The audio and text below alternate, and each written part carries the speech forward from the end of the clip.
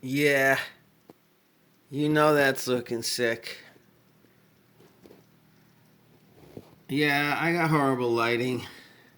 Just some natural light coming in through the window on a rainy day. On a grainy day. Hey, look, Dadarios. So we're unboxing the Mitchell. Now you notice there's no box in this unboxing. All right. Push pull coil taps. Push pull coil taps. So I guess that's where people get the tap instead of the split. And then you see them online in the comments talking about it's a tap, not a split. We got humbuckers. Humbuckers still got the plastic on. All right, that's all they give you in terms of packaging. I got this from Guitar Center. I'm looking at the bridge, Tunematic. I'm slightly familiar now. I've worked on one guitar, which was the Dean. You could see my other videos, which had a Tunematic. I mean, it's super simple. As far as I can tell, you cannot individually raise, only side to side. Those two screws on the sides will raise. So it's probably got a built-in radius. It does. Let's get down there. Whoa. It's making my eyes hurt. It's making my brain hurt. Kinda. There we go. That looks like a good shot. If I get the right angle. It's kind of in and out of focus from what I could see. But, is there much radius? Hard to tell. Looks like some. Looks like less than there was on that Dean. And then the Dean, but it is kind of radius toward the middle, you see? I'd say it looks like maybe a 10. They got like a serious radius on that bridge. Right, so does it match the nut? Probably not. There might be a little radius on this nut and this fretboard. You know, Mitchell has good specs. Too bad I don't know what they are, because I asked him to give me a spec sheet, and he goes, yeah, it's online. So I guess we could look it up. But not too deep cut. The strings are sitting in there pretty much about right. Now, when I test the action on them by pushing down, let's see if I could be a cameraman and a technician at the same time. Well, I can see it. Where are you? There's a little bit of room in there. Slightly high in terms of action, and the nut slots cut a little high. If you can see that. It's almost perfect. It's like ding, ding, ding. Yeah, the B string is like perfect. The G is pretty close to perfect. The E is like touching, so that's pretty much perfect. I mean, they're really close. They might be perfect on there. Good factory specs. Cool, super cool headstock. Let me pop some light on that bad boy. Oh yeah, you can see it better. Right, with the wood grain coming out, they got little slots and swirls and swerves cut in there. The weird thing is when you're playing like an E chord with the last three fingers, you're hitting on here. And I got a little hand, so it's a little uncomfortable, but it's not really in the way. Maybe. Slightly. I think we got a shorter than Fender scale, right? Fender's 25. 25.5? Yeah.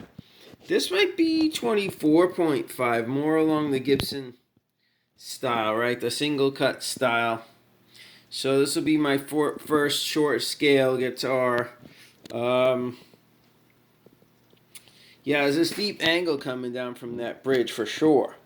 I noticed with these Tunematic bridges, that's kind of the way. And then the back pickup is going to need to be higher to be equal to the front pickup. So we got a steep drop down there, and then I guess a pretty steep neck angle. The frets feel okay. We got binding on there. I mean, they feel pretty smooth actually, and they look like pretty big frets.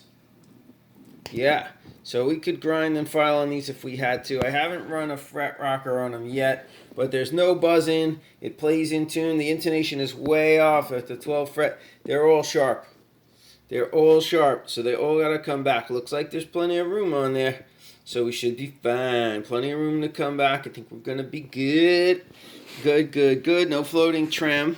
But we got the push-pull. We could split these bad boy humbuckers. Or tap them. Oh, one of the stickers is off. I probably peeled it off because it was buzzing on the strings. Probably in the store when I played it. This one still got the sticker. Beautiful top. I mean, gorgeous. Burst. Some kind of a ocean burst, if you will. Look at the inlays. The offset inlays, I guess they call them. Sitting along the top here. Pretty slick. That might be mother of pearl. They don't look very pearly. They might be just simple plastic inlays, but we got the dots, black dots on the side with the white binding. Black headstock, single screw truss rod cover. We'll probably be getting in there. I haven't checked the neck. Well, I guess I could check the neck right now. I was going to show you the back. Let's flip it over and show you the back. It's nice, beautiful finish. Everything's poly. The neck is poly down. It says made in Vietnam, handcrafted in Vietnam. Got model numbers, serial numbers. Looks like it might be a real serial number. Locking turners, all right. Very nice. Got a good feel to them. Solid. I don't see how they could possibly lend to tuning stability unless you don't string your strings up properly on an unlocking system. Yeah. One piece. Neck, no skunk stripe. As far as I can tell, it's one piece. I can see the grains in there. Beautiful finish. The poly does not feel sticky.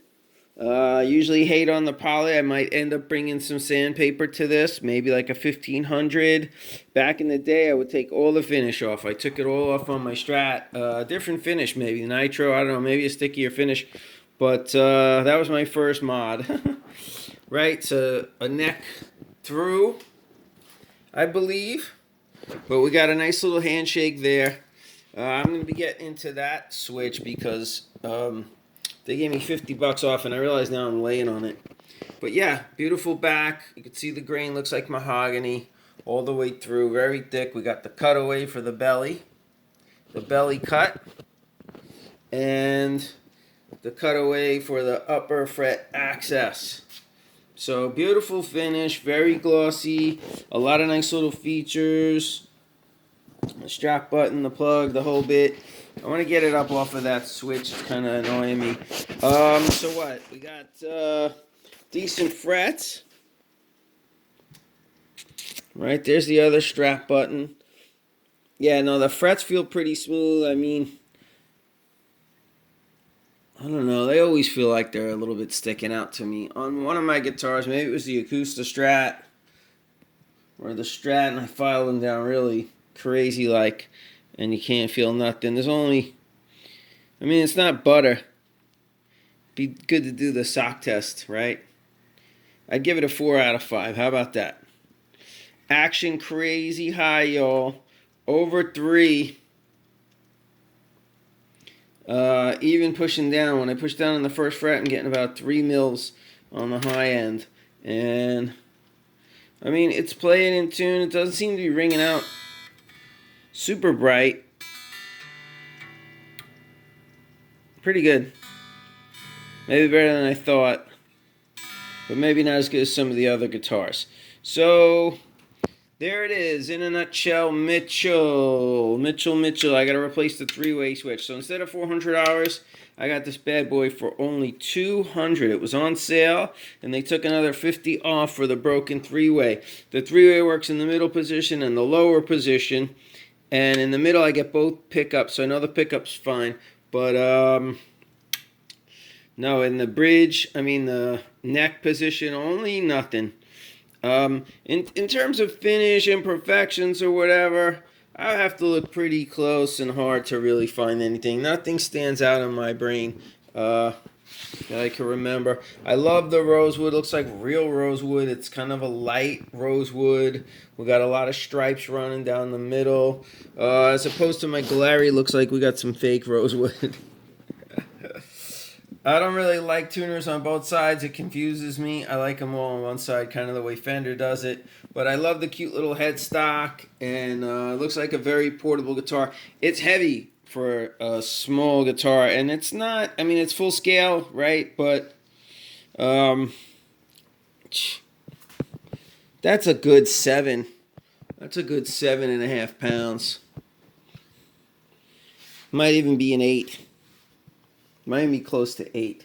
So in the Les Paul tradition, I guess, of heaviness, there it is. It's kind of thin body, maybe thinner than most Les Pauls, I would say, which is kind of cool. I'm little, so I like little thin guitars. I picked up some of those Ibanez or maybe even Schecter, man. They got a couple of really high-end guitars, too. I'm trying to think of the names. Maybe small batch, like thin, like 1 inch. Anyway, that's pretty rad. So we'll see. I'm going to mess around with the action, get the intonation in there, and see if we can fix the 3-way switch. And, well, I guess on the whole, I'm going to give this guitar out of the box a 4 out of 5. I mean, we got a good price on it. The finish, unbelievable all the way around. I mean, it looks fantastic. It sounds good. It plays pretty good. I need to spend more time playing it. But I played a few of these in the store, and I've been eyeballing. I was waiting for it to come on sale. I was hoping we got a blue one. We got a blue one. What do I notice? The tailpiece. Okay, so no, the tailpiece must be straight. And the bridge is side angled. Unless the tailpiece got a little angle too. Maybe that's what's catching my eye. It just looks a little funny. But yeah, it looks great. Sounds pretty good. Maybe we'll plug it in and you guys will hear it on some covers in the near future. Until then, peace and love. I say, 4 out of 5, man. Get you a Mitchell. If you want a cheap guitar, small hands, pretty good. I mean, pretty thin neck. It's kind of I'd say about a C, a modern C shape, but it's a little smaller, a little thinner. The nut size are probably about 42 millimeters on average. Not much smaller if it's smaller than average. But it kind of is, right? You could see the neck is pretty thin. And the way they did the frets, I don't think they're pulling over the sides. We got the binding there keeping the strings on, so... And, yeah, it looks good. I'd say get you one. Do I recommend them? Yeah, why not? Mitchell, I don't know. If Guitar Center is going out of business, they might become some collectible classics. The tuners feel great. They do feel stable, I guess. They don't feel cheap. They feel really solid and tuned up real pretty good. The D'Addario strings are pretty old. We're going to have to change these. And I don't know, man. They feel... Might be 10s. 9.5. 9 to 46. Which is kind of like what I was playing. I don't know if they would put hybrid. No, I don't even think the Dario does hybrid. But, yeah, I mean, there's videos about Guitar Center and closing down and how horrible they are and this and that. And yeah, it's hard to get any attention. All the comments were right. Like, to even get a salesman, they were crazy busy. To try to get rung up in a timely manner is almost insane. I'm like, give me 2 guitars. And then, they did ring me up. Actually, they gave me financing, so that's a good thing. I didn't pay. I don't know how soon I have to start paying, but I didn't even tap my credit card. Right, so I know I got at least 30 days to pay, probably months and months, and I can make payments. So that's pretty good. I mean, if I look really close on the binding, I might find a ding. Keep in mind this was being played in Guitar Center. It was on the shelves for however long. That's interesting. The foam around the fuzz around the strap button. Interesting. So yeah, pretty cool guitar. Hopefully, it'll become one of my favorites, and I'm gonna love it. I would say, for $200, yeah, I seen a review, and a guy got one. Sean from Scar My Guitar, I think he got his for like $165, $169. So that's really low. I don't know if we're gonna see those prices anymore, but they do sell for $400, and they seem to sit around. I mean, it might almost be worth it, right? They're made by a guitar company, so they kind of have a clue as to what guitarists want, and they got a lot of the specs in there. Definitely good looking guitar, and whatever. If God forbid a drunk broke it at a gig, I mean, you could bring this guitar to a gig, right? It's $200. I did no upgrades. I'm not changing the pickups. I think I gotta upgrade the switch, and that's it. That's like $15. So. And whatever, I gotta get a soldering iron, and maybe a multimeter, but I probably don't even need that. I could just jam the wire in there and not test it like live without a multimeter. But they have those things cheap at Harbor Freight. Anyway, I could feel like I'm rambling and running on. You get the idea. It's a gorgeous guitar for $200. If you want a Les Paul style guitar, double humbuckers, that's why I got it. Try to get some different humbucker type sounds. Also, I wanted to see what all the hype is about. I never had this type of guitar, so it'd be interesting. They say it's easier to bend and all that. We're gonna spend some time on it and maybe learn some new techniques. Today we're learning some Santana, so we'll see. Maybe we'll do some Santana on it. I don't know if that's appropriate. Probably, yeah. Santana did some Les Pauls, I guess, before he had the PRS. So the PRS will be next. We got a PRS unboxing. Put your comments down below. I'm sure I left out a lot, right? So if you got questions, comments, I could do a follow-up video and let you know. But I think I covered most of it. So peace and love, y'all. Get you a Mitchell.